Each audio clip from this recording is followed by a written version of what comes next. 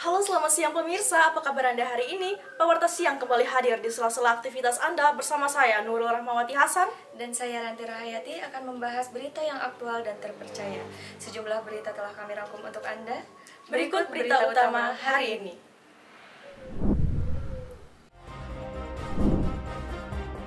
Pantauan arus lalu lintas di 0 km Malioboro, Yogyakarta pasca tahun baru terpantau ramai lancar.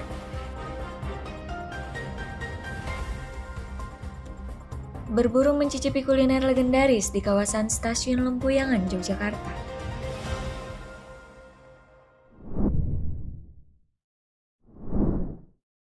Kita masuk ke berita pertama. Pemirsa, menjelang perayaan Hari Raya Natal dan Tahun Baru 2022, beberapa harga kebutuhan bahan pokok di pasaran mengalami lonjakan yang cukup signifikan. Seperti di Pasar Condong Catur Sleman, Yogyakarta, harga telur mencapai Rp32.500 per kilogram. Kenaikan harga ini dikeluhkan oleh para pembeli dan berdampak pada omset penjualan para pedagang. Terjadinya pandemi menimbulkan dampak yang dirasakan oleh berbagai macam sektor. Salah satunya adalah sektor ekonomi yang berdampak kepada kehidupan jual beli di Pasar Condong Catur Yogyakarta misalnya. Para penjual membenarkan terjadinya penurunan pendapatan di masa pandemi. Selama pandemi COVID-19, di Pasar Condong Catur Yogyakarta ini, pedagang mengaku sepi pembeli yang membuat mereka merugi karena dagangannya yang tidak habis terjual. Apakah terdapat perbedaan harga dan keuntungan saat pandemi? Ya pasti tuh 50%, 30%. Kalau pendapatan dulu kan turunnya hampir 60-70% deh. Iya. Gitu. Sekarang udah pulih belum Ibu? Belum, baru 40%. Kalau nggak bisa masuk ya masa kan belum ada masuk semua ya kan? Iya. Pengaruhnya kan di situ. Jogja kan kota pelajar. Untuk prokesnya Ibu tentang pasar ini menurut Ibu gimana?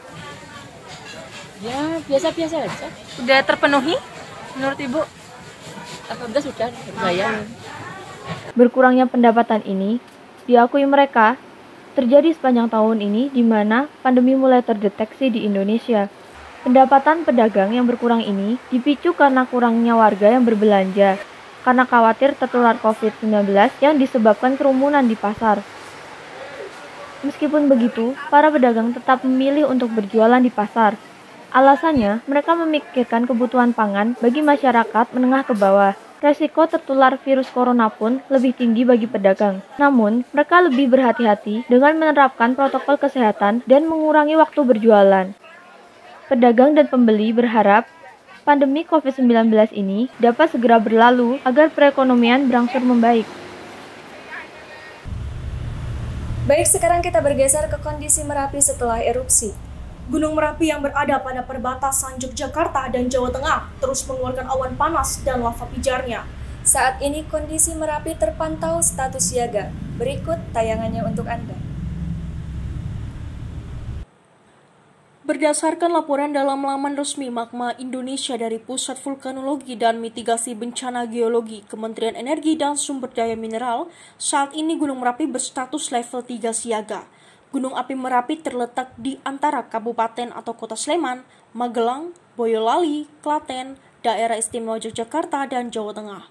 Kondisi cuaca di sekitar gunung terpantau cerah hingga berawan, angin lemah hingga sedang ke arah barat. Laporan suhu udara sekitar gunung tercatat 22 hingga 28 derajat Celcius. Dengan tekanan udara di sekitar Gunung Merapi saat ini tercatat 568 hingga 718 mm Hg. Adapun potensi bahaya saat ini berupa guguran lava dan awan panas pada sektor Tenggara Barat Daya sejauh maksimal 3 km ke arah Sungai Woro. Guguran lava dan awan panas juga bergerak sejauh 5 km ke arah Sungai Gendol, Kuning, Boyong, Bedok, Kerasak, Bebeng, dan Putih. Sedangkan lontaran material vulkanik bila terjadi erupsi eksplosif dapat menjangkau radius 3 km dari puncak. Disarankan kepada masyarakat agar tidak melakukan kegiatan apapun di daerah potensi bahaya dan mengantisipasi gangguan akibat abu vulkanik dari erupsi Gunung Merapi. Bahaya lain yang harus diwaspadai masyarakat yaitu bahaya lahar, terutama saat terjadi hujan di seputar Gunung Merapi. Aktivitas penambangan di alur sungai yang berhulu di Gunung Merapi dalam KRB 3 direkomendasikan untuk dihentikan. Sedangkan untuk pelaku wisata, direkomendasikan tidak melakukan kegiatan pada daerah potensi bahaya dan bukaan kawah sejauh 5 km dari puncak Gunung Merapi. Pantauan arus lalu lintas di 0 km Malioboro pasca tahun baru terpantau ramai lancar. Jalanan didominasi oleh kendaraan roda 2 dan roda 4. Sekarang kami telah terhubung dengan reporter Rizka Depi Susak yang sedang berada di kawasan 0 km Yogyakarta. Baik Rizka, bagaimana kondisi terkini di sana? Baik, terima kasih Nurul dan Ranti. Pemirsa, saat ini saya sedang berada di titik 0 km Yogyakarta. Dan sejak pantauan kami mulai pukul 12.00 hingga pukul 13.00 siang hari ini, seperti yang terlihat di belakang saya, banyak kendaraan roda 2 maupun roda 4 yang melewati jalan 0 km. 0 km menjadi salah satu jalan pusat yang menghubungkan tempat-tempat wisata yang ada di Yogyakarta seperti Malioboro, Benteng Vandenberg hingga alun-alun. Oleh karena itu, jalan ini selalu padat kendaraan dan padat wisatawan.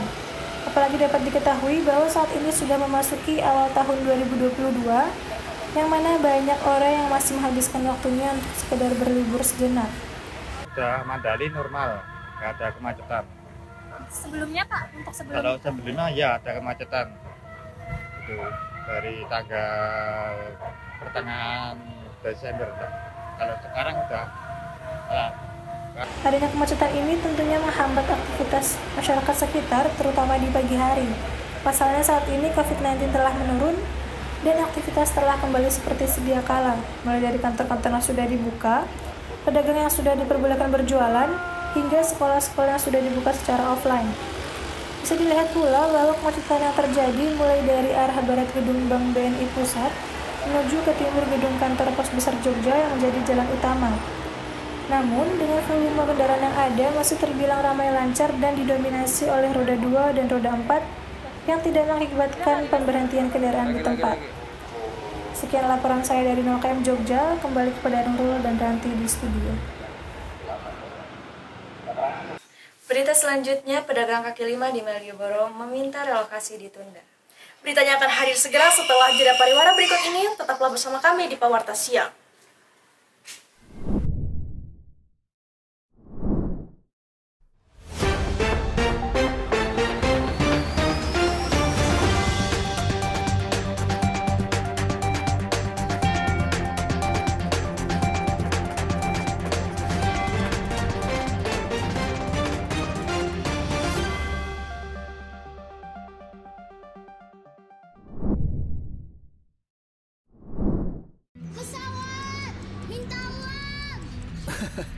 Pernah nggak kayak gitu? Liburan tuh dulu kayaknya emang cuma buat kalangan tertentu aja ya. Ya habis gimana? Soalnya dulu tuh susah nyari tiket. Jadinya cuma bisa ngayal. Tapi untungnya 10 tahun lalu di tahun 2011 ada tiket.com, online travel agent pertama di Indonesia. Kemanapun jadi gampang. Mau kemana-mana, ada tiketnya. Mau sunsetan, ada tiketnya. Mau snorkeling, ada tiketnya.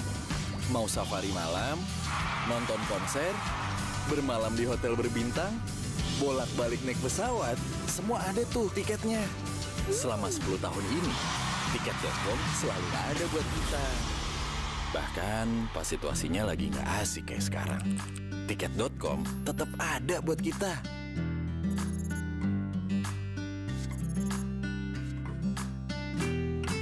Emang sih, sekarang kita lebih banyak di rumah aja. Tapi harapan untuk segera kembali liburan bisa jadi kenyataan. 10 tahun bersama, 10 tahun banyak cerita, 10 tahun untuk selamanya. Tiket.com akan selalu ada. Kapanpun kamu siap ditiketin lagi.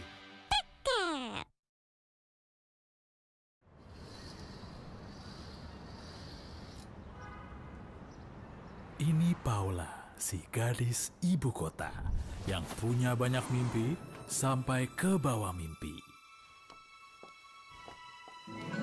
Bisnisnya banyak dan terus beranak pinak.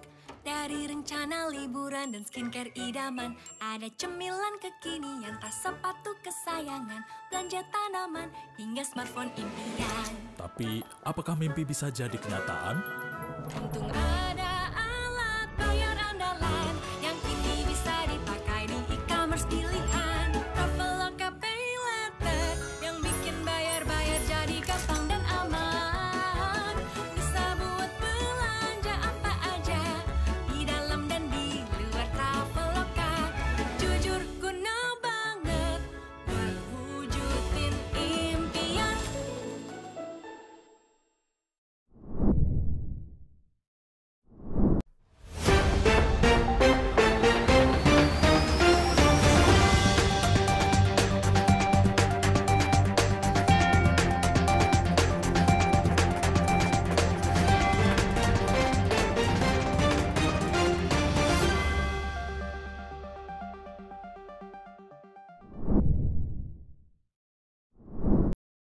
Terima kasih Anda masih bersama kami di Pawarta Siang. Sejumlah pedagang kaki lima di Malioboro mengaku keberatan dengan adanya relokasi. Mereka mengaku khawatir pendapatnya semakin menurun apabila lahannya direlokasi tanpa adanya sosialisasi menyeluruh dari pihak pemerintah. Sejumlah pedagang kaki lima yang berada di sepanjang trotoar Malioboro bereaksi terhadap penataan kawasan Malioboro yang akan dilakukan pada Januari 2022. Rencana pengalokasian PKL berada di bekas gedung Bioskop Indra, kantor Dinas Pariwisata DIY, dan Hotel Mutiara. Sejumlah PKL sudah mendapat sosialisasi penataan dari pemerintah. Namun, jika mereka dapat memilih, lebih baik rencana tersebut ditunda terlebih dahulu.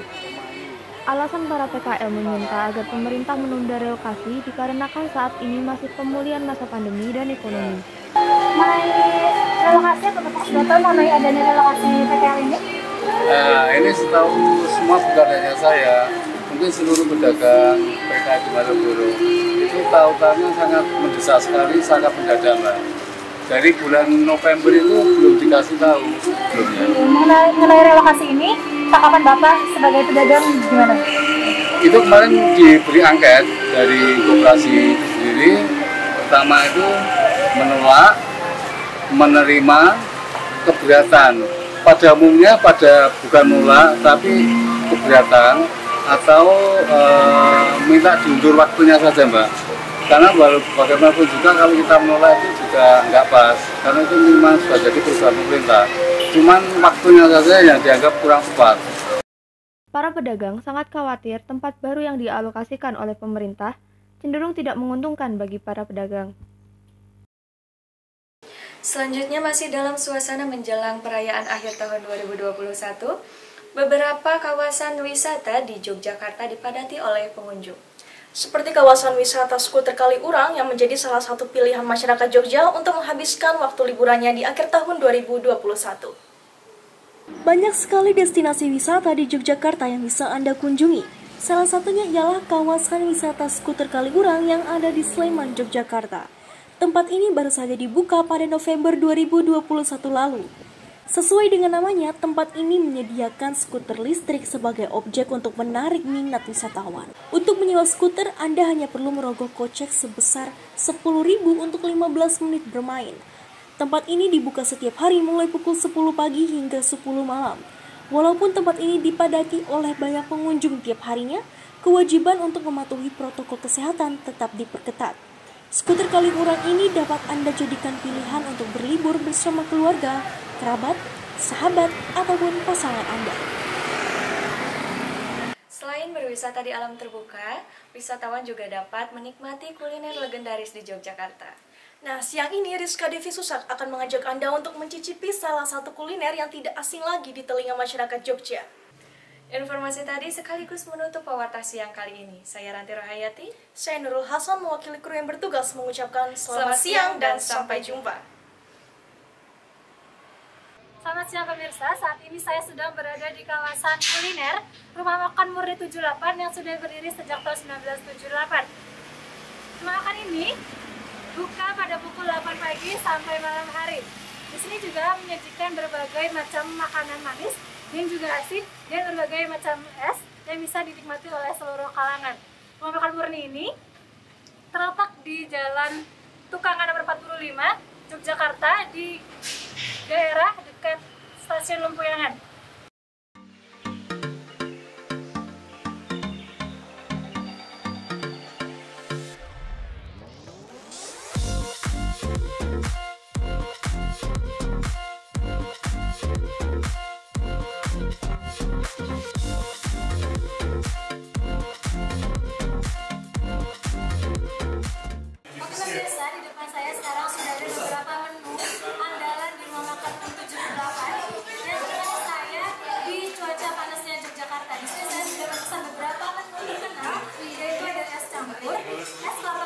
Es burjo komplit, es roti, es cincang, dan yang paling best seller di sini yaitu es teler komplit.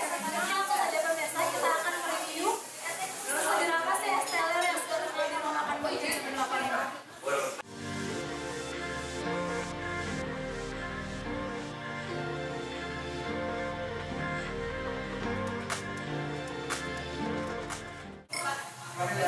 Pemirsa, saya sudah mereview beberapa menu andalan di rumah makan Muri 78. Nah, untuk pemirsa yang akan datang ke rumah makan Muri 78, diharapkan untuk datang di pagi atau siang hari, karena di sore hari mungkin pemirsa akan kehabisan. Oke, saya Rizka Devi Susah, rumah makan Muri 78 Yogyakarta melaporkan.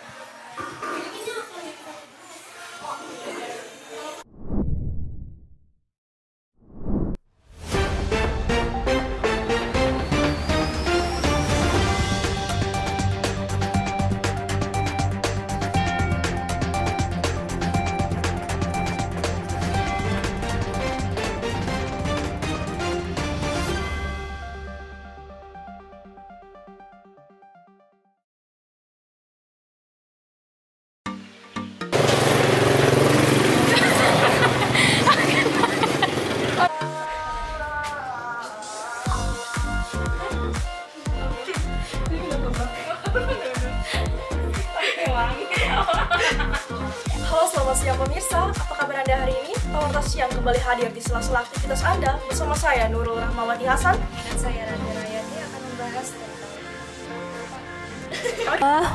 Assalamualaikum warahmatullahi wabarakatuh.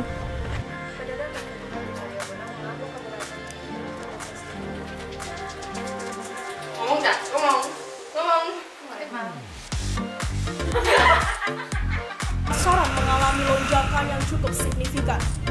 seperti di Kenalin, aku seperti di pasar tradisional Condong Cucusa. Itu ada skuter, ada mobil jeep juga, dan pantauan di sini sangat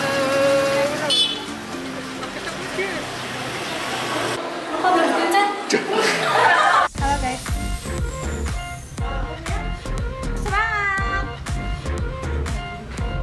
semangat kameramen.